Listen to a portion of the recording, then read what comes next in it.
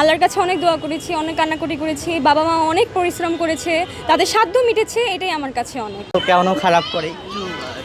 ছেলেরা ফলাফল খারাপ করে, মেয়েরা বেশি করে, আসলে এরকম বলতে কিছুই নেই। আমার কাছে ছেলে মেয়ে উভয় সমান ছিল আর সবসময় থাকবে।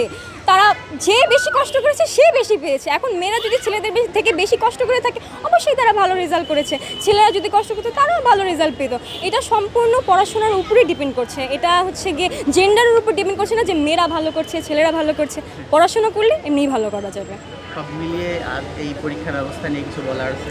না, আসলে আমি মনে করি হ্যাঁ কোশ্চেন একটু ভুল ত্রুটি ছিল। আমি মনে করি যে কোশ্চেনের ভুল ত্রুটিগুলো একটু দূর করা দরকার। কারণ হচ্ছে কি পরীক্ষার্থীরা যখন হচ্ছে এক্সামে যায়, যখন দেখে ভুল প্রশ্নে, তখন তারা ঘাবড়ে যায়, নার্ভাসনেস এসে পড়ে, তখন আর পারা যায় না। যতই কনফিডেন্স ভিতর থেকে আসুক না কেন তখন পারা যায় না অ্যাকচুয়ালি।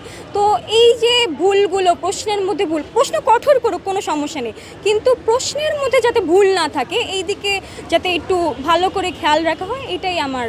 এবছর ফলাফল প্রকাশে দীর্ঘ সময় লেগেছে, এটা নিয়ে কোনো টেনশন ছিল কিনা? হ্যাঁ, টেনশন ছিল, ভাবছিলাম যে কি হলো না হলো, কেন পিছালো, প্রশ্ন ছিল মনে, কিন্তু কিছু করার নেই, কারণ আমার হাতে কিছুই নেই। আমার কাছে ছিল দোয়া করা, আমি দোয়া করেছি। এই ফলাফল জেনেছে কি সবার আগে? ফলাফল আমি আগে জেনেছি, তারপর মাকে জানিয়েছি।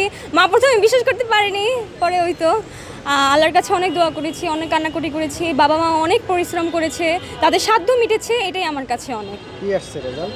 Golden GPA. এখন কি ভবিষ্যতে কি পরিকল্পনা আছে? ভবিষ্যতে ইঞ্জিনিয়ারিং অ্যাসপিরেন্ট হতে চাচ্ছি, এখন আল্লাহ যা ভালো করে তাই হবে। কি বললো মা যখন মাকে বললেন যে মা আমি জিপিএ 5 পেয়েছি? মা মা নিজে বিশ্বাস না করতে পারে, নিজে জড়ায় ধরছিল আমাকে যে হ্যাঁ তুমি পেয়েছো। আমরা বাসায় অনেকক্ষণ চিল্লাচিল্লি করেছি যে হ্যাঁ পেয়েছি পেয়েছি পেয়েছি। সবার মধ্যেই আনন্দের উচ্ছ্বাস ছিল, আল্লাহর কাছেও আমরা শুকরিয়া আদায় করেছি।